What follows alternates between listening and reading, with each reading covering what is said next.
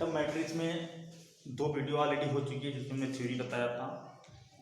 आज हम लोग कुछ क्वेश्चन सॉल्व करने की कोशिश करेंगे। सबसे पहली एक्सरसाइज हम लोग सॉल्व करेंगे और ये आप लोगों को ये बता दें कि जो क्वेश्चन सॉल्व करवाए जा रहे हैं ये एक्टिव की बुक से करवाए जा रहे हैं, ठीक है ना। अदर पब्लिकेशन की अगर बुकें आपके पास हैं तो क्वेश्चन आप लोग क्या कर सकते हो, भेज सकते हो, उसका सॉल्यूशन आपको दिया जाएगा। तो देखिए पहला क्वेश्चन लगा है मैट्रिक्स से, ठीक है ना। ए इक्वल टू लिखा है, ए इक्वल टू लिखा है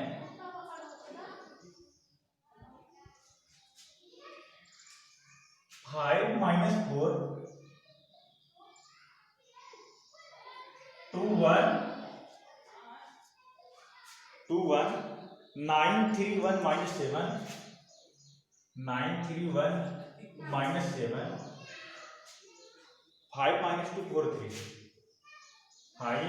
5 - 2 4 3। बेटा ये हमको क्या दे दिया, एक मैट्रिक्स दे दिया और इसमें पूछा है, सबसे पहला क्वेश्चन ने पूछा है पंक्तियों की संख्या और स्तंभों की संख्या। ए में पंक्तियों की संख्या और स्तंभों की संख्या। तो जनरल चीज है पंक्तियों की संख्या, पंक्तियों की संख्या, पंक्तियों की संख्या। देखिए बेटा R1 R2 R3, तो पंक्तियां कितनी हो गई, 3। स्तंभों की संख्या, स्तंभों की संख्या ध्यान से समझिएगा, स्तंभ कितने हो गए, C1 C2 C3 C4, कितने हो गए बेटा, 4। पंक्तियों की संख्या आ गई, स्तंभों की संख्या आ गई, ठीक है ना। अब इसमें पूछा टोटल अवयव कितने हैं, तो देखिए यम का मान कितना है, यम बराबर 3 है, एम है, यम बराबर 3 और यम बराबर क्या है, 4 है। तो अवयवों की संख्या मैंने बताया था, अवयवों की संख्या, अवयवों की संख्या बराबर यम एन, अवयवों की संख्या बराबर बताया था मैंने यम एन। तो इसका मतलब यम की वैल्यू बेटा कितनी, यम की वैल्यू है 3 और एन की वैल्यू 4, यानी कि टोटल कितने एलिमेंट हैं, 12। फिर मुझे इसका ऑर्डर बताइए, कर्म, कर्म में पूछा है, ठीक है ना। तो कर्म बेटा क्या होता है, यम एन, यम की वैल्यू कितनी 3 और एन की वैल्यू कितनी 4, इसका मतलब कितना आ गया 3 × 4। फिर लास्ट क्वेश्चन इसी से पूछा है A23, A23, तो हमने ये बताया था जो पहला डिजिट है वो क्या बताएगा, नंबर ऑफ रो, और जो सेकंड डिजिट है वो नंबर ऑफ कॉलम बताएगा। तो रो कौन सा रो है बेटा, दूसरा रो है, दूसरा रो यही तो है ना। और कॉलम कौन सा है, तीसरा। देखिए रो कौन सा है, दूसरा, और कॉलम तीसरा, इन वाला एलिमेंट मिला इक्वल 1, ठीक है ना। हाँ तो ये जर्नल चीजें थी, एक बार चेक करना था, हम लोगों को बेसिक नॉलेज है कि नहीं जो बताया गया, तो उम्मीद है आप लोगों को ये वाला आया होगा।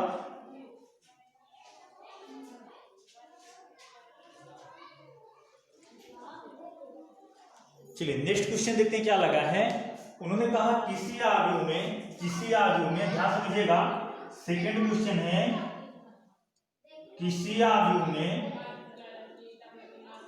आयु में अवयवों की संख्या, अवयवों की संख्या, अवयवों की संख्या 12 है। बेटा किसी आयु में अवयवों की संख्या कितनी है, 12 है। तो हमको क्या बताना है, इनकी, इसकी क्या क्या संभव कोटियां हो सकती हैं, कब कब किस किस कंडीशन में इसमें 12 एलिमेंट आएगा। तो आप लोग पहले 12 का क्या कर लीजिए, गुणनखंड कर लीजिए। तो देखिए इसको आप लिख सकते हो, देखो क्या क्या मिलेगा। पहली बार 1 × 12 मिल सकता है, मिल सकता है ना।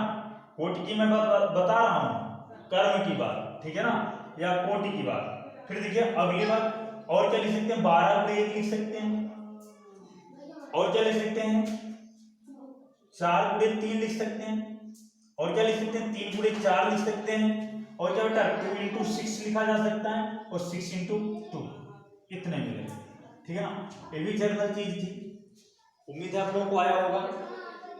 चलिए नेक्स्ट क्वेश्चन की बात कर लेते हैं। अगला क्वेश्चन देखिए क्या लगा है, नेक्स्ट क्वेश्चन दिख रहा है,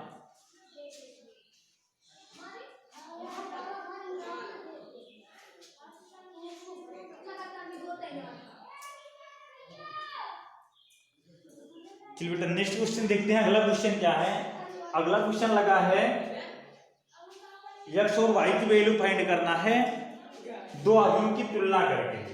अगला क्वेश्चन लगा है, नेक्स्ट क्वेश्चन है,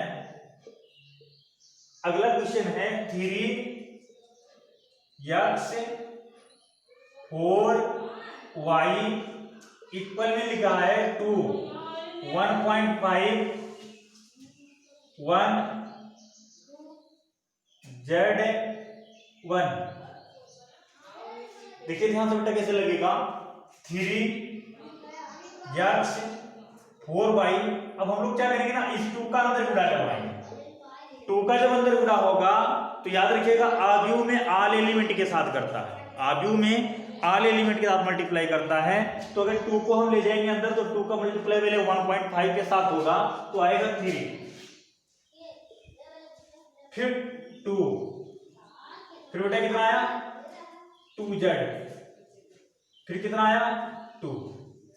अब हम लोग क्या करेंगे, हम लोग पहले कंपेयर करा लेंगे।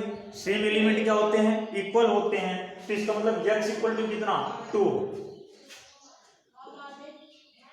2z equal to 4, 2z equal to 4। तो बेटा z इक्वल टू कितना निकल के आ गया 2 और y इक्वल टू कितना 2।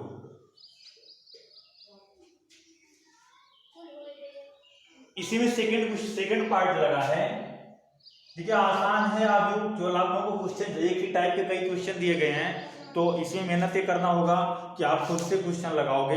इतना टाइप दिया गया है कि क्वेश्चन के, अभी आप मल्टीप्लाई पढ़ोगे तो मल्टीप्लाई में 10-10 क्वेश्चन मल्टीप्लाई करने वाला दे दिया है, तो एक दो क्वेश्चन बताया जाएगा, रूल वही लगेगा, बाकी आप लोगों को सॉल्व करना है। इसमें मेहनत करना है, क्वेश्चन को सॉल्व करना है, ठीक है ना।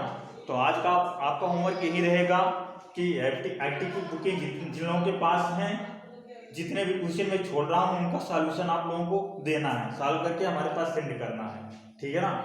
और दूसरी बात क्या करना है, अगर जिसके पास एक्टिव की बुकें नहीं है वो क्या करेगा, एनसीईआरटी की बुक सॉल्व करेगा, और एनसीईआरटी की बुक जब सॉल्व करेगा तो उसमें जो डाउट आएगा वो पूछेगा और जो सॉल्व किया जाएगा हमारे पास सेंड करेगा। अगला देखिए क्या है, अगला क्या बेटा, अगला है x minus y 2x minus Y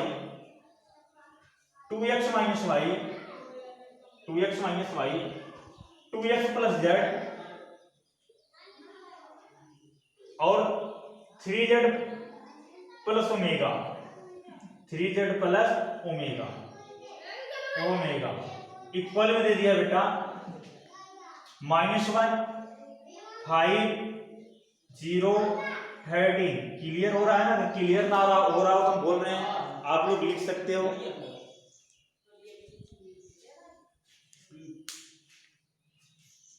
चलिए देखते हैं क्या है। अब देखिए ये दोनों अगर इक्वल हैं तो इसका मतलब संगत एलिमेंट क्या होंगे बेटा, बराबर होंगे।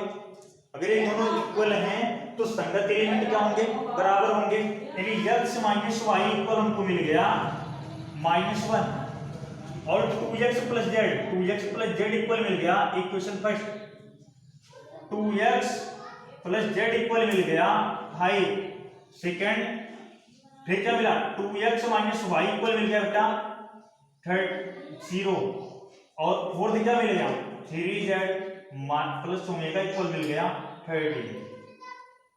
हमारे पास 4 इक्वेशन हैं और 4 अननोन वैल्यू हैं जिससे हमको क्या करना, फाइंड करना है। x y z की वैल्यू क्या करना है, फाइंड करना है। अब देखिए कैसे हम लोग निकालेंगे। इसमें से हम लोगों को क्या करना है, 3 को पहले एलिमिनेट करना है और 3 को एलिमिनेट करने के बाद तब हम लोग क्या करेंगे, वैल्यू निकाल देंगे। अब देखिए एलिमिनेट कैसे होगा, एक बार ध्यान से देखिएगा।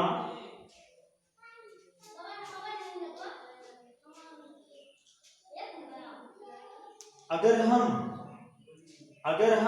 ध्यान से समझिएगा, अगर हम फर्स्ट में से सेकंड को घटा दें, सॉरी अगर हम क्या कर दें, थर्ड में से फर्स्ट को घटा दें, ध्यान से समझिएगा बेटा। थर्ड में से अगर फर्स्ट घटेगा तो 2x में से x जाएगा, क्योंकि थर्ड पहले है फर्स्ट बाद में है। 2x में से x गया तो कितना आया, x आया, राइट। 2x में से x गया तो क्या आया, x आया, और बेटा y से y क्या हो गया, कैंसिल, और y से y अगर कैंसिल हो गया तो इसका मतलब क्या, इधर क्या होगा 1। नहीं आया समझ, फिर से देखो, फिर से 2x में से अगर x गया तो x आया, y से y कैंसिल हुआ, और 0 से -1 घटाओगे तो +1 आएगा, यानी x इक्वल टू कितना आ गया, 1 आ गया। x की वैल्यू अगर हमारे पास आ गई तो x का मान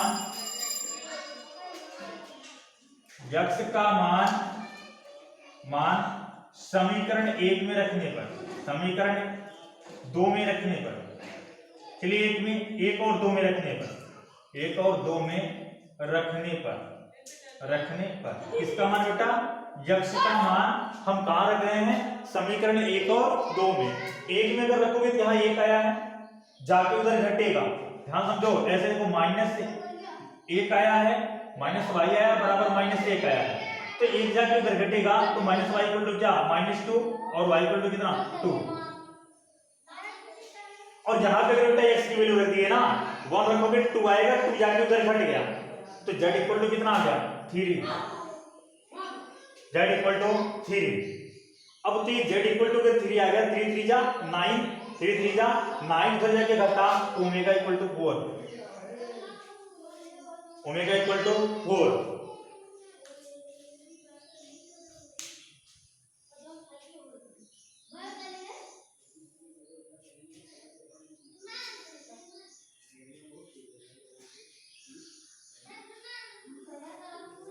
नोट कीजिए आप लोग,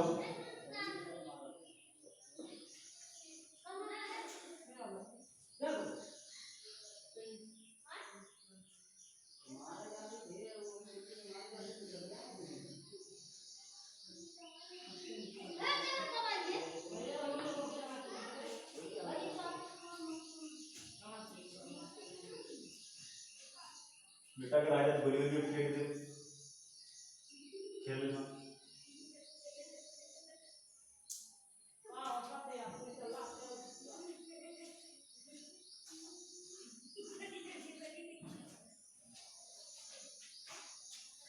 अगला क्वेश्चन देखिए क्या है हम लोगों का, a इक्वल टू दिया है cos अल्फा। नेक्स्ट क्वेश्चन बेटा a इक्वल टू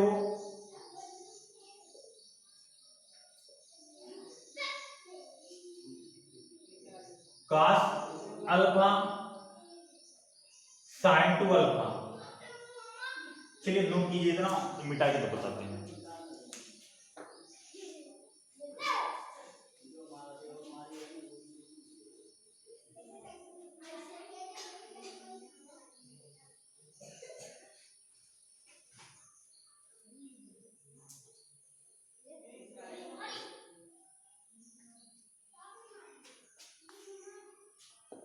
अगला है a equal to cos alpha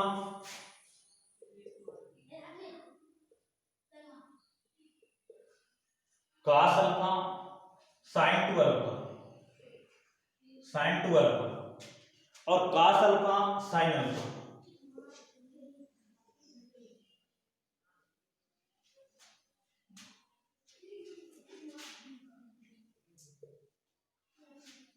फिर b इक्वल टू दिया है sine square alpha cos square alpha sine alpha cos alpha sine alpha. हमको क्या करना है, ऐड करना है, a प्लस बी फाइंड करना है, a प्लस बी फाइंड करना है। तो देखते हैं a प्लस बी क्या होगा। अगर इन दोनों को बेटा हम जोड़ेंगे तो हमने ये बताया था ऐड करते समय संगत एलिमेंट, करेस्पॉन्डिंग एलिमेंट क्या होते हैं, ऐड होते हैं, करेस्पॉन्डिंग एलिमेंट ऐड होते हैं। तो अगर हम ऐड करेंगे तो cos 2 अल्फा ऐड होगा sin स्क्वायर अल्फा में, ध्यान देखिएगा, cos 2 alpha plus sin square alpha. बात आई समझ में। अब देखिए ध्यान से, ए वाला ऐड होगा इसमें तो क्या आएगा, sin alpha sin 2 alpha plus cos square alpha, cos square alpha. ध्यान से सुनिएगा, फिर क्या cos अल्फा और cos अल्फा जुड़ के क्या आएगा 2 cos अल्फा, और sin अल्फा जुड़ के आएगा 2 sin अल्फा। थोड़ा सा हम 11th के फार्मूले का यूज करते हैं। 11th में आपको cos 2 अल्फा का फार्मूला बताया गया था 1 minus 2 sign square alpha plus sign square alpha, और बेटा यहाँ पे sin 2 अल्फा का फार्मूला बताया गया था 2 sine alpha into cos alpha और प्लस cos स्क्वायर अल्फा। इधर क्या करें 2 cos अल्फा और 2 साइन अल्फा, 2 cos अल्फा और 2 साइन अल्फा। अब देखिए यहाँ पे -2 साइन स्क्वायर अल्फा है और यहाँ साइन स्क्वायर अल्फा है, तो ये तो जुड़ेगा कम हो जाएगा, तो कितना आएगा 1 माइनस साइन स्क्वायर अल्फा। बड़ा नहीं करेंगे क्वेश्चन को, 1 माइनस साइन स्क्वायर अल्फा, तो 1 माइनस साइन स्क्वायर अल्फा का मतलब cos स्क्वायर अल्फा। यहाँ पे देखिए क्या कॉमन हो रहा है बेटा, यहाँ कॉमन हो रहा है cos अल्फा, cos अल्फा आपने कॉमन लिया, बचा क्या 2 sine alpha plus cos alpha. यहाँ पे देखिए 2 cos अल्फा और 2 साइन अल्फा, ठीक है ना। तो इसको आप लोग नोट कीजिए।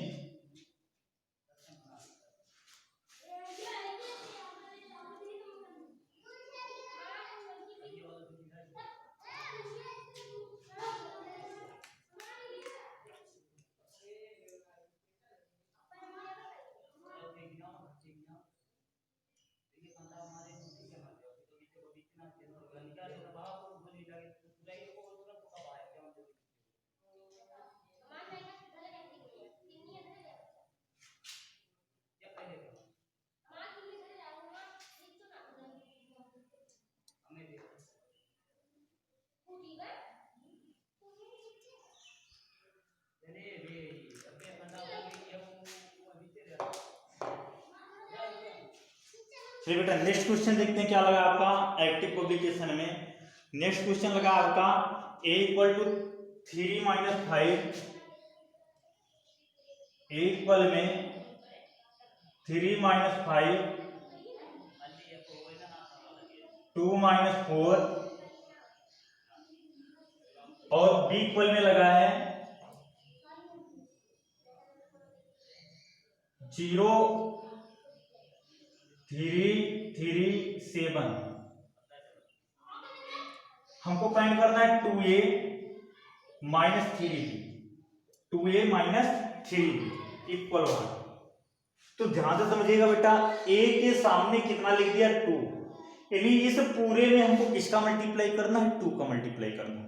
पूरे में किसका मल्टीप्लाई 2 का, तो 2 का अगर हम लोग मल्टीप्लाई कर देते हैं तो ये आ गया कितना 6, 3 2 जा 6 माइनस 10 4 माइनस 8 प्लस नहीं माइनस है, सॉरी माइनस है।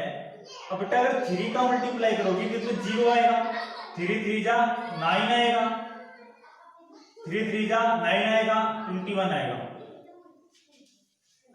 21 आएगा।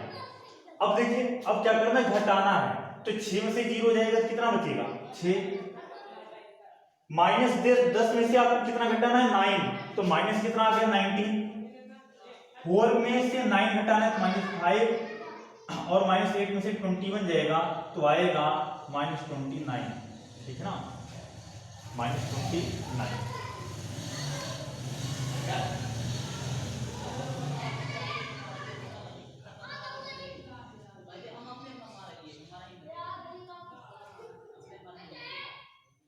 नोट कीजिए दोनों क्वेश्चन। बेटा जो नेक्स्ट क्वेश्चन मैं बता रहा हूँ वो थोड़ा इंपॉर्टेंट क्वेश्चन है। जो नेक्स्ट क्वेश्चन मैं बता रहा हूँ वो नो का इंपॉर्टेंट क्वेश्चन है। और दूसरी बात मैं फिर से आपको फिर एक बार बताना चाहूंगा कि आप लोग क्या कीजिए, पहले हम लोगों को क्या करना है एनसीईआरटी बुक और एनसीईआरटी एग्जाम्पलर पढ़ना है, ठीक है ना। क्या पढ़ना है एनसीईआरटी बुक और एनसीईआरटी एग्जाम्पलर। अगर हम लोग का एनसीईआरटी बुक और एनसीईआरटी एग्जाम्पलर दो चीज अगर कंप्लीट हो जाते हैं तो मान ही चलिएगा लगभग 60-70% क्वेश्चन आप लोगों के जो बीएचयू सीएचएस वगैरह में आते हैं आप लोगों को मिल जाएंगे, ठीक है ना। तो हम लोगों को पहले ध्यान में दे के चलना है कि एनसीईआरटी बुक आप लोग सॉल्व करिए और खुद से सॉल्व करिए, एग्जाम्पल भी मत छोड़िए। अगर इंटर के बाद ही आगे कुछ करना है तो एनसीईआरटी बुक पढ़ना बहुत जरूरी है, और साथ में एनसीईआरटी एग्जाम्पलर। और दूसरी बात मैं पहले ऑलरेडी बता चुका हूँ कि बोर्ड एग्जाम में जितने भी ऑब्जेक्टिव क्वेश्चन आएंगे वो एनसीईआरटी बुक से श्योर है, पक्का है कि एनसीईआरटी बुक से आएंगे, ठीक है ना। तो ऑब्जेक्टिव आप लोग लगाते रहिए। चलिए अगला क्वेश्चन बेटा थोड़ा अच्छा क्वेश्चन है। ए इक्वल टू दे रखा है,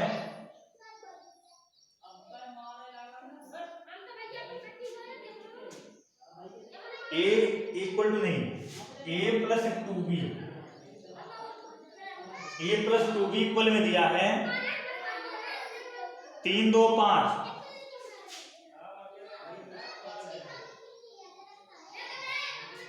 3 2 5 और शायद है 3 4 6, ठीक है ना। 3 4 6 नहीं सॉरी, -2 है -7।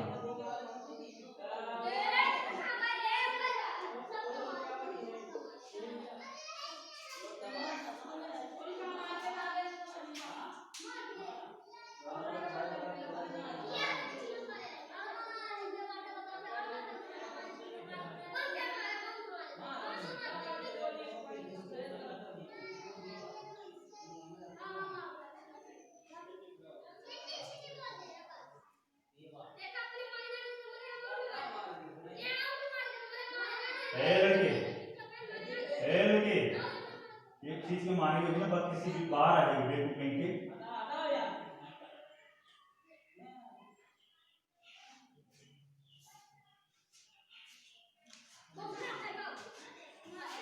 सेकंड दिया बेटा 2b प्लस a इक्वल में 6 - 6 0 -4 2 1। हमको कहा है ए और बी की वैल्यू फाइंड कर दी। क्या फाइंड करना बेटा? ए और बी की क्या करना है? वैल्यू फाइंड करना है। ए और बी की वैल्यू फाइंड करना है, क्योंकि a प्लस 2b दिया है और 2b प्लस a दिया है। अब हमको वैल्यू फाइंड करना है a और b की। तो हम लोग क्या करेंगे, जैसे दो चर वाला रैखिक समीकरण सॉल्व करते थे, वैसे हम a को इक्वल बनाएंगे, चाहे a को और चाहे b को, चाहे a को चाहे b को। एक मिनट देख लें।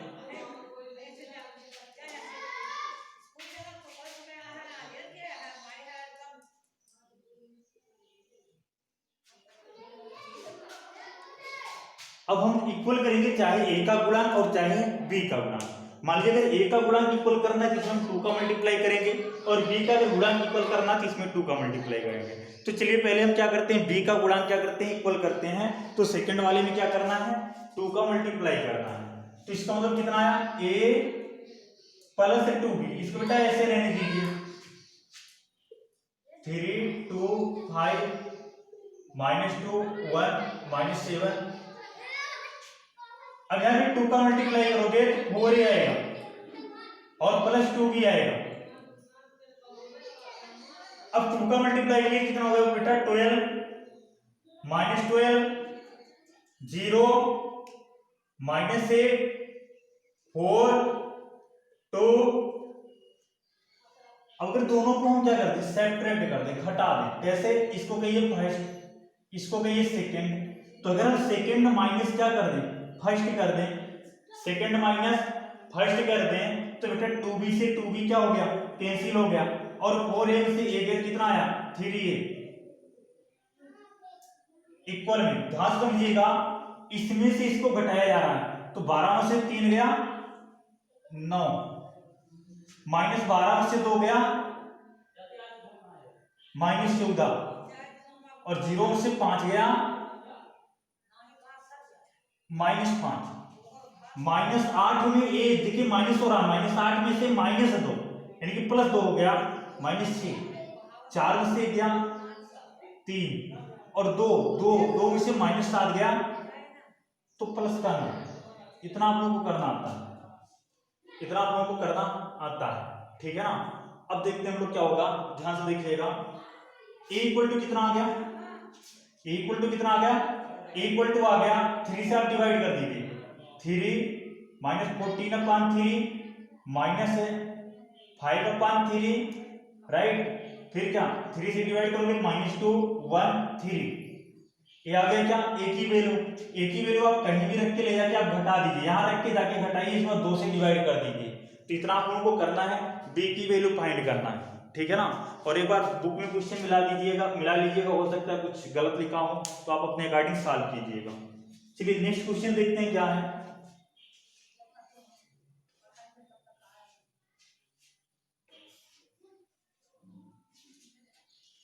नेक्स्ट क्वेश्चन देखिए क्या है। ए इक्वल टू दे रखा है, ए इक्वल टू दे रखा है 1 2 5, ए इक्वल टू दे रखा है 1 2 5 और 3 4 6, बी इक्वल दे रखा है 4 0 2 1 1 5। हमको फाइंड करना है ए बी, क्या निकालना है, ए बी निकालना है। तो सबसे पहले हम लोग चेक करेंगे क्या ए बी संभव है, ए बी की वैल्यू हम लोग फाइंड कर सकते हैं। तो देखते हैं ए बी की वैल्यू आएगी कि नहीं आएगी। तो इसका पहले हम लोग क्या चेक करेंगे, ऑर्डर। पहले ऑर्डर चेक करेंगे, तो ऑर्डर देखेंगे कितना ऑर्डर है, R1 R2 C1 C2 C3, इसका मतलब 2 क्रॉस 3 है। और ये वाला देखें तो R1 R2 R3, यानी 3 क्रॉस कितना है, 2 है, क्योंकि C1 C2 3 क्रॉस कितना है, 2 है। तो ये दोनों अगर मिल गए तो इसका मतलब इसका हम क्या मल्टीप्लाई कर सकते हैं। और कितने ऑर्डर का आएगा, 2 क्रॉस 2 का आएगा। तो देखो कितना कैसे बनेगा,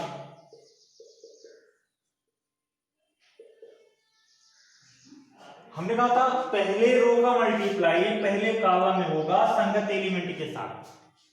तो पहले रो में पहला एलिमेंट 1 है और यहां पे 4 है और 2 है, यहां पे 2 है, 2 2 जा 4, 5 1 जा 5। फिर नेक्स्ट देखिए पहले रो का दूसरे कॉलम में, तो 1 का 0 से 0, 2 का 1 से 2, फिर 5 का किससे, 5 का 5 से। चलिए ये तो पहला रो हो गया।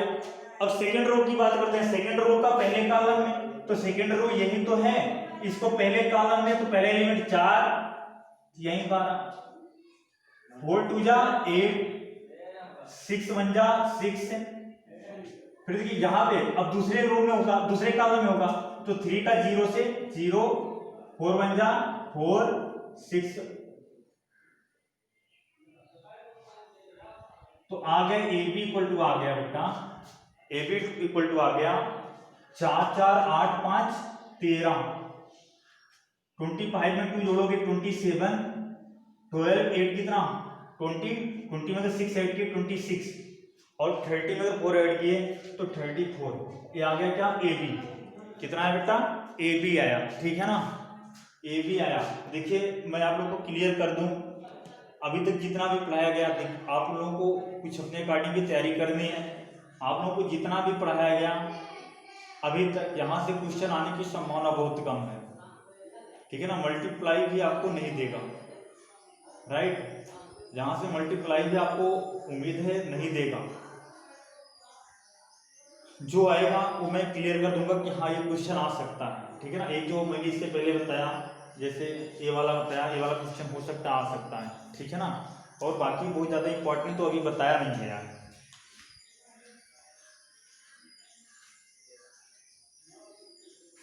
नेक्स्ट क्वेश्चन है, नेक्स्ट क्वेश्चन है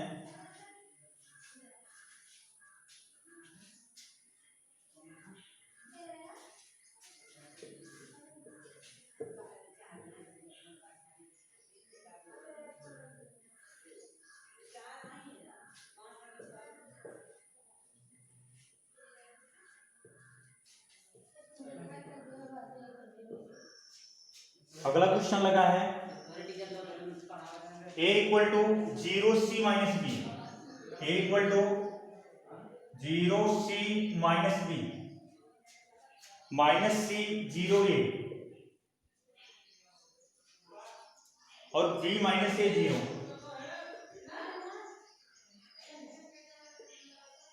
और v इक्वल टू दिया है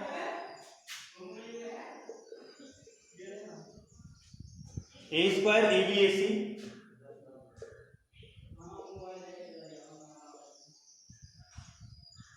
A B B square B C, A C B C C square. बेटा इसमें हमको ये दिखाना है, हमको प्रूव करना है A B equal B A equal 0। 0 का मतलब नल मैट्रिक्स। क्या लाना बेटा? नल मैट्रिक्स लाना है। ऑल एलिमेंट क्या आने वाले हैं? 0 आने वाले हैं। ऑल एलिमेंट क्या आने वाले हैं? 0 आने वाले हैं। तो चेक कर लेते हैं 0 आएगा कि नहीं आएगा। ठीक है ना, पहले चेक कर लेते हैं 0 आ रहा है कि नहीं आ रहा है। तो देखिए सबसे पहले क्या निकालेंगे? A B. क्या निकालेंगे? A B. ठीक है ना, ए बी जब निकालने जाएंगे तो बेटा पहले रो का मल्टीप्लाई, इस पहले रो का मल्टीप्लाई पहले कॉलम के साथ होना है ना। तो जब पहले कॉलम के साथ होगा तो पहला एलिमेंट 0 ए स्क्वायर के साथ मल्टीप्लाई करके 0 लाएगा। दूसरा एलिमेंट सी, सी इसके साथ मल्टीप्लाई करके ए बी सी लाएगा। और तीसरा एलिमेंट तीसरे के साथ मल्टीप्लाई करके माइनस ए बी सी लाएगा। राइट। फिर ये जो पहला रो है ना, ये जो पहला रो है वो दूसरे कॉलम के साथ मल्टीप्लाई करेगा, इस दूसरे कॉलम के साथ मल्टीप्लाई करेगा। तो पहला एलिमेंट 0 0 कर देगा। दूसरा एलिमेंट अगर सी का मल्टीप्लाई करें तो कितना आएगा? सी बी स्क्वायर आएगा। कितना आएगा भैया? दूसरा एलिमेंट अगर सी का मल्टीप्लाई करें तो सी बी स्क्वायर आएगा, सी बी स्क्वायर आएगा। और तीसरा एलिमेंट अगर बी का मल्टीप्लाई करें तो माइनस बी सी स्क्वायर आएगा, माइनस बी स्क्वायर सी आएगा। अब देखिए इसी पहले रो का मल्टीप्लाई तीसरे कॉलम में करना है, तीसरे कॉलम में करना है। तो अगर तीसरे कॉलम में करते हैं तो 0 का 0 के साथ, अब सी का मल्टीप्लाई करो ना, सी का मल्टीप्लाई क्या? B C square. और बी का multiply minus V C square. Right. चलिए ये तो हो गया पहला। अब क्या करना है बेटे? तो पहले रो का मल्टीप्लाई हो चुका, अब हमको क्या लेना है? सेकेंड रो लेना है। कौन सा रो? Second row. तो सेकेंड रो में ये वाले एलिमेंट है।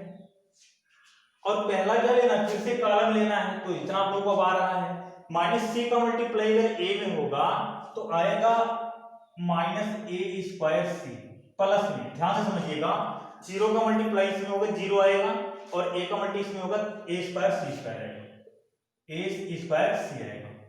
अब देखिए इसी का सेकेंड कॉलम में करना है। सेकेंड कॉलम में जब करोगे तो सी का मल्टीप्लाई करोगे माइनस ए बी सी आएगा। राइट। फिर 0 का 0 के साथ 0 आएगा, ए से करोगे प्लस ए बी सी आएगा। अब देखिए हम लोग क्या करते हैं? थर्ड के साथ देखते हैं। ये रहा थर्ड के साथ अगर देखा जाए तो सी का मल्टीप्लाई ए सी में होगा तो कितना आएगा? माइनस ए सी स्क्वायर प्लस 0 प्लस ए सी स्क्वायर। चलिए थर्ड वाला देखते हैं। तो हो चुका।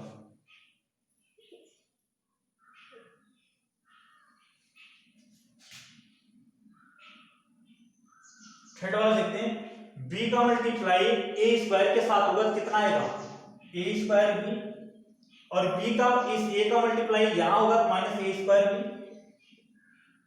बाकी ए तो 0 हो गया। फिर बी का मल्टीप्लाई ए बी में होगा, क्या आएगा? A B square. फिर माइनस ए का multiply minus A B square plus 0। फिर यहां देखिए बी का मल्टीप्लाई यहां होगा ए बी सी आएगा, minus B A B C आएगा प्लस 0 आएगा। तो हम लोग देख पा रहे हैं इससे ये कैंसिल, इससे ये कैंसिल, इससे ये कैंसिल। ठीक, सॉरी बेटा यहाँ पे 0 होना चाहिए थे।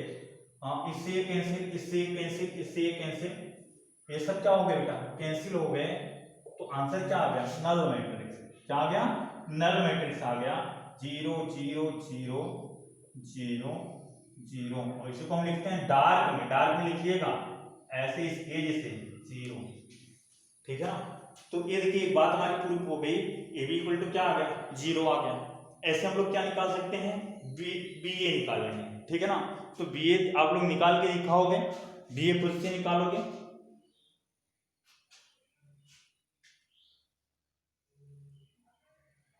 बी आप लोगों को खुद से निकालना है।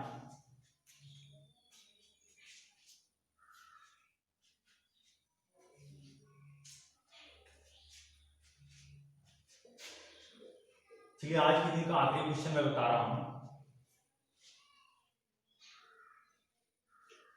आज के दिन का आखिरी क्वेश्चन है, ध्यान से समझिएगा बेटा। अगला क्वेश्चन है काश यदि फाई थीटा माइनस फाई दिया, theta minus phi equal to pi by 2, theta minus phi equal to pi by 2। अब क्वेश्चन लगा रखा है cos square theta, cos square theta, cos theta sine theta,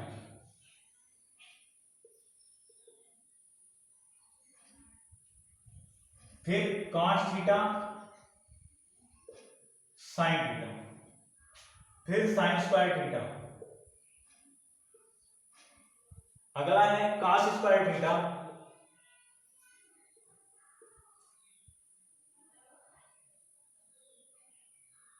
cos square theta नहीं बेटा phi है, काश phi sine phi, right. फिर क्या, काश फाई साइन फाई, फिर है साइन स्क्वायर फाई। ठीक, इसके हमको क्या चाहिए, वैल्यू चाहिए। तो वैल्यू अगर चाहिए तो हम लोग क्या करेंगे, सबसे पहले मल्टीप्लाई करेंगे। तो अगर मल्टीप्लाई करोगे, अगर मल्टीप्लाई करोगे तो पहला एलिमेंट पहले के साथ, पहला एलिमेंट पहले के साथ, तो कितना आ गया, cos square phi sine, cos square theta, cos square phi, cos square theta, cos square phi, और प्लस में दूसरा दूसरे के साथ। तो ये यहां स्क्वायर मतलब लगेगा बेटा, ये थीटा है और ये फाई है, तो हम लोग लिखेंगे फाइनली काश theta, cos theta, cos phi और sine theta sine phi, right. ये तो आ गया पहला। अब इसी रो का हम लोग मल्टीप्लाई दूसरे में करेंगे, तो आएगा cos square theta, cos phi sine phi, plus cos square theta sine square theta, नहीं इसका इससे होगा ना, हाँ तो sorry, cos theta sine theta और साइन स्क्वायर फाई। इतनी बातें क्लियर हुई। फिर देखिए ध्यान से, फिर सेकंड रो हम लोग उठाएंगे, इसका मल्टीप्लाई इसमें करेंगे, तो cos theta sine phi sine theta cos square phi, ठीक। फिर इसका मल्टीप्लाई इसमें होगा प्लस में sine square theta cos phi sine phi. Next देखिए, यहां पे अगर होगा तो कितना आएगा, cos theta sine theta cos phi sine phi, last का इससे होगा तो sine square theta theta sine square phi, ठीक। अब देखिए यहां हम लोग कुछ नया करने वाले हैं, फार्मूला बनाने वाले हैं। इस पूरे में देखिए बेटा क्या कॉमन है, इस पूरे में हम लोग देखेंगे क्या कॉमन है। तो देख लो साइन थीटा cos फाई, इसमें भी आया है sine theta cos phi, sine theta cos phi, तो इसको हम बाहर निकाल लेते हैं। साइन थीटा cos फाई, नहीं sorry cos theta cos phi, cos theta cos phi. जैसे ये बाहर आया तभी एक बचा है cos थीटा cos फाई, और यहां पे cos थीटा cos फाई अगर बाहर निकल गया, cos थीटा cos फाई बाहर निकल गया, तो बचा क्या sin theta sin phi, right. ये पहला स्टेप। सेकंड अगर देखा जाए तो बेटा क्या कॉमन मिल रहा है, क्या कॉमन मिल रहा है, ध्यान से देखिएगा, sin फाई यहां भी है यहां भी है, और cos थीटा यहां भी है और यहां भी है, ठीक है ना। तो हम लोग क्या कॉमन लेंगे, cos थीटा कॉमन लेंगे और sin फाई कॉमन लेंगे। बचा कितना, cos थीटा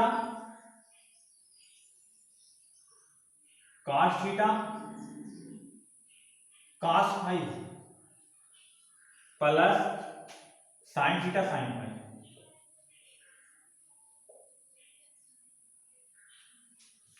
राइट, चलिए अब यहां पर देखिए बेटा क्या कॉमन है, cos थीटा तो नहीं आया, sin थीटा एक कॉमन मिल गया और एक मिल गया cos फाई।